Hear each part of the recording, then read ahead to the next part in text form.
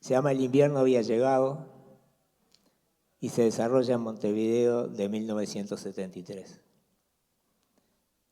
Sentados en el último asiento de un 68 de Andet, muy entrada la noche, íbamos rumbo a casa.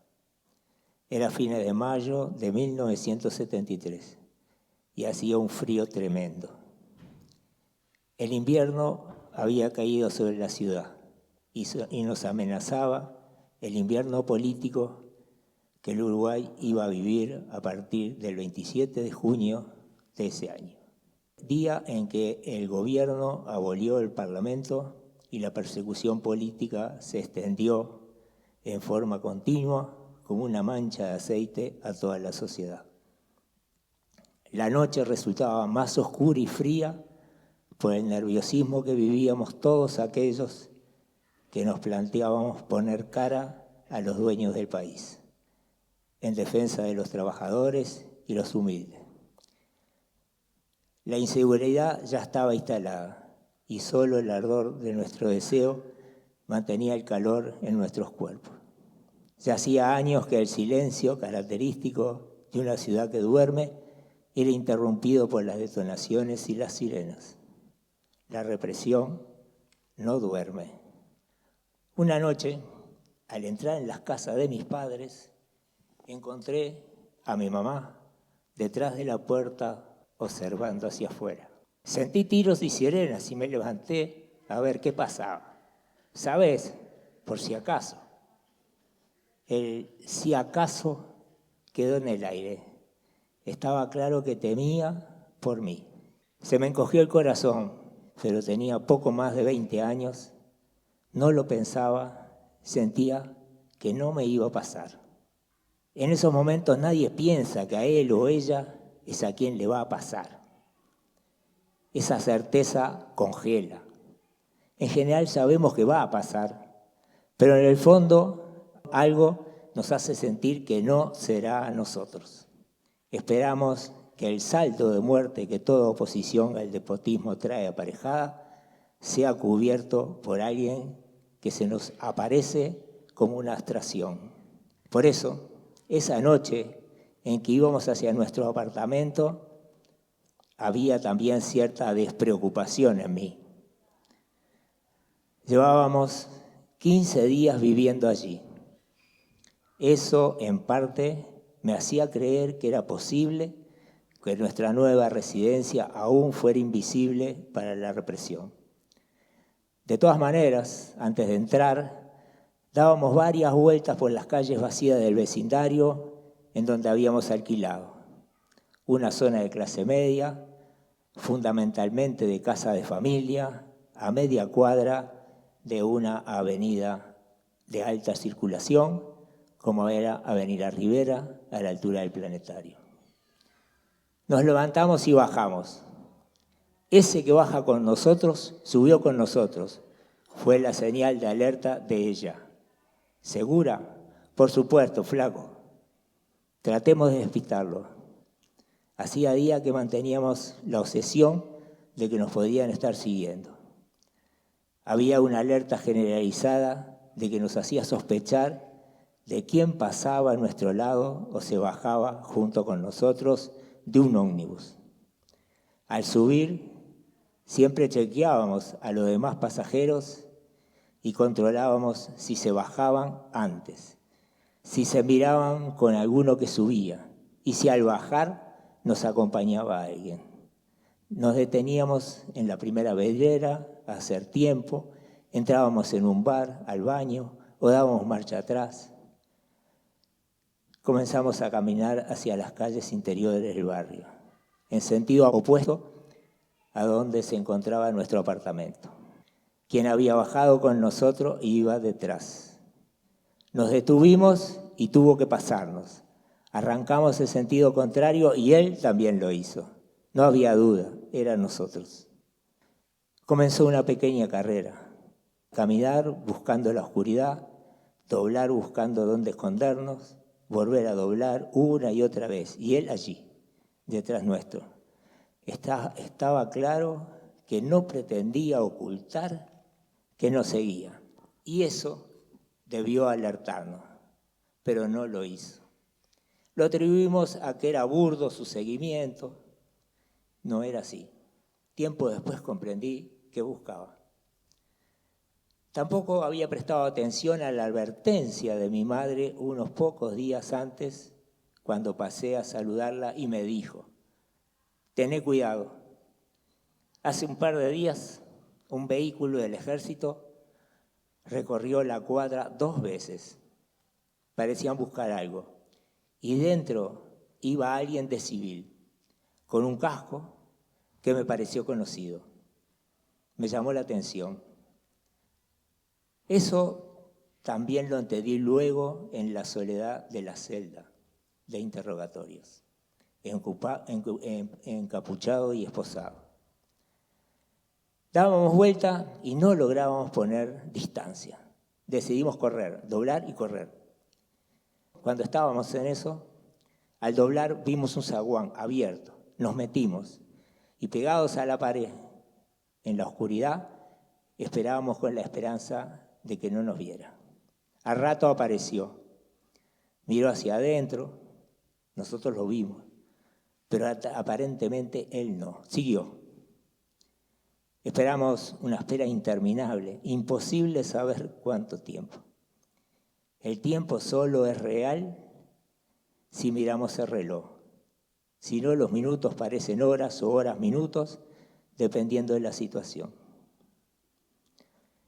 Al fin nos atrevimos a arrimarnos a la puerta. Lentamente miramos hacia afuera.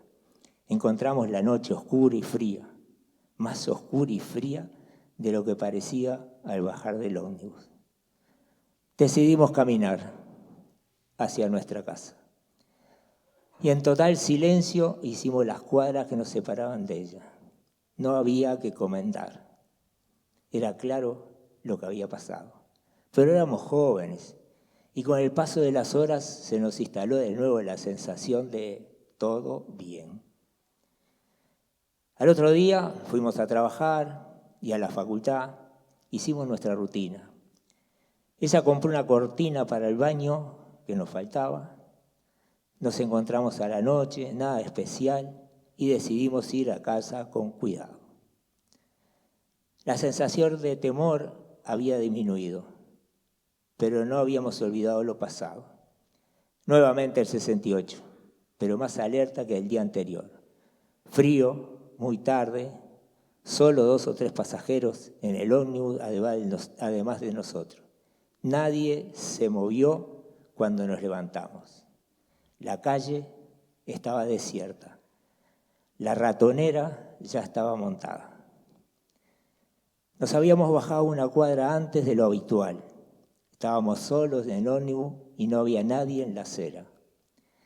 ¿Qué te parece si en lugar de ponernos a caminar, entramos directo? Por si alguien nos está esperando en la decisión que tomamos ayer. Pregunté. Dale, fue su respuesta. Caminamos directo hacia el apartamento. Doblamos por Marco Bruto hacia el mar. Avanzamos media cuadra y cruzamos hacia la puerta de casa en diagonal. Pocos metros antes de ingresar, todo cambió de golpe. Quédense quietos porque los quemo. Quedamos congelados en el lugar.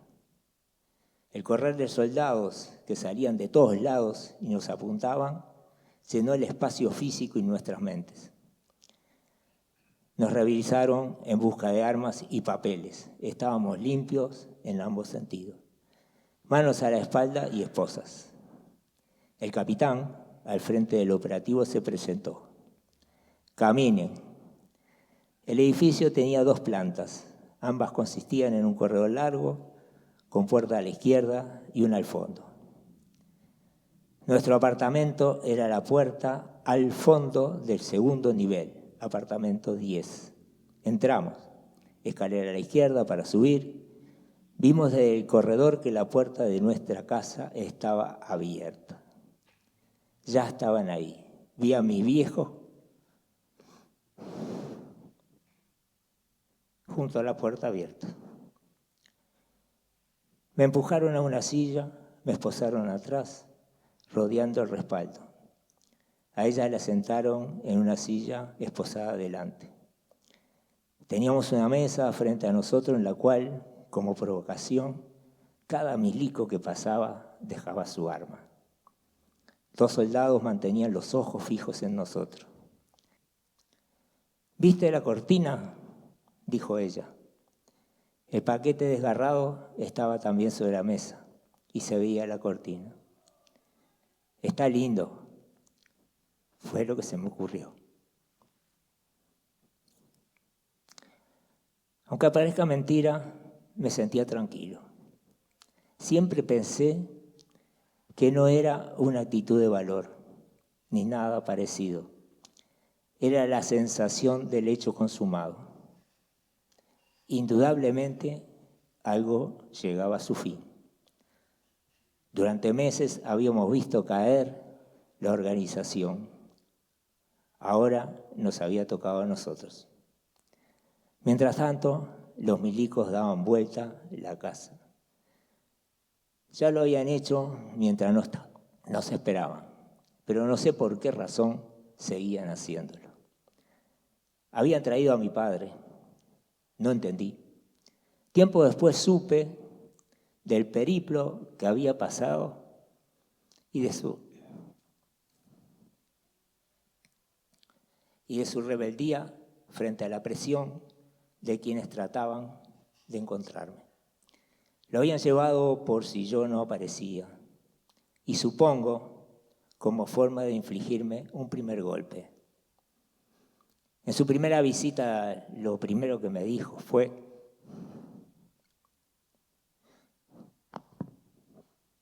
disculpe, yo no lo llevé.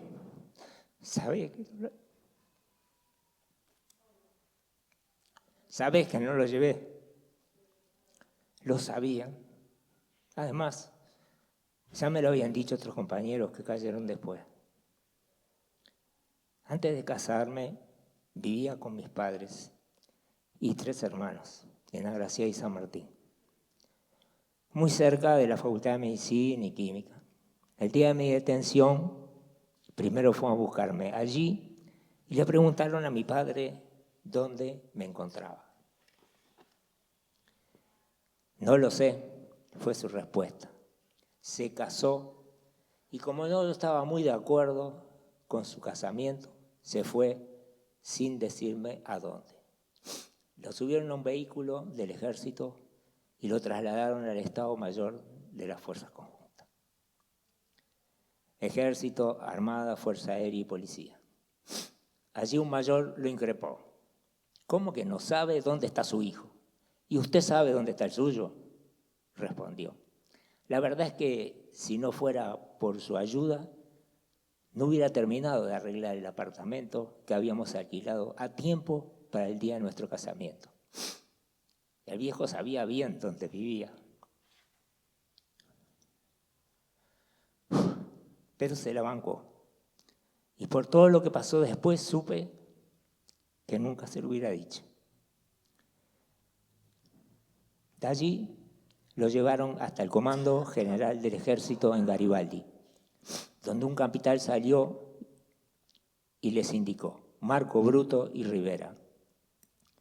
Una vez allí recorrieron la cuadra preguntando por una pareja joven recién casada y así dieron con nuestra casa.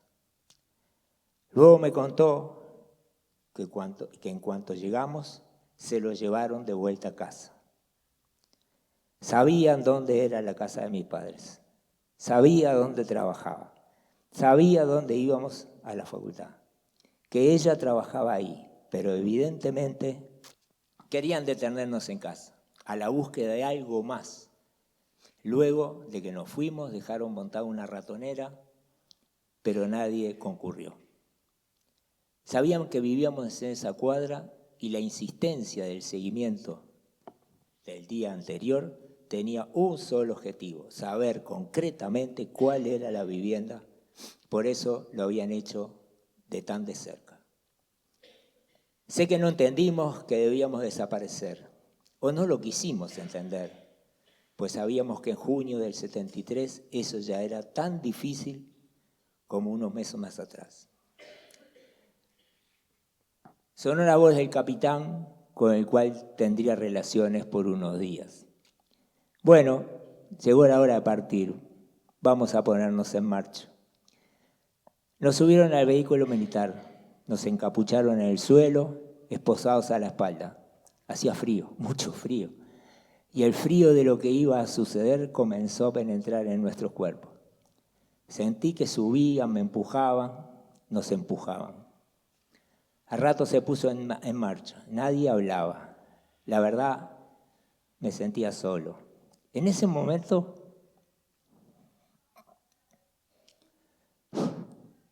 sentí una opresión sobre mi rodilla, una pequeña sensación, casi imperceptible. No sabía si era ella. No sabía si realmente era intencional, si realmente era acá estoy. No sé y nunca lo supe. En ese momento lo quise creer. Me convencí de que era ella y que traté también con una pequeña presión. También estoy.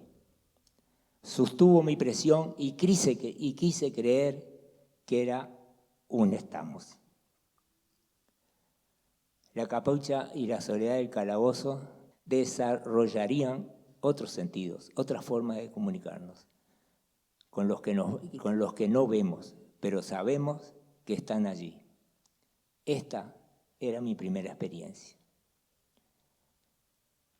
Muchos años después, cuando mi hermano leyó este cuento, me escribió: esa fue una noche siempre presente para nosotros. Papá, un fenómeno, junto con la vieja y la abuela. Al firme, al pie del cañón. Recuerdo la angustia que tenía de pensar que lo culpara por haber llevado a los milicos a tu casa.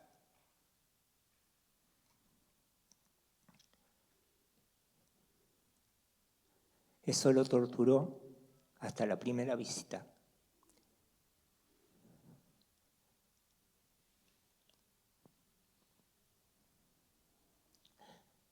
Que lo vi llorar como un niño, sacarse la culpa de encima.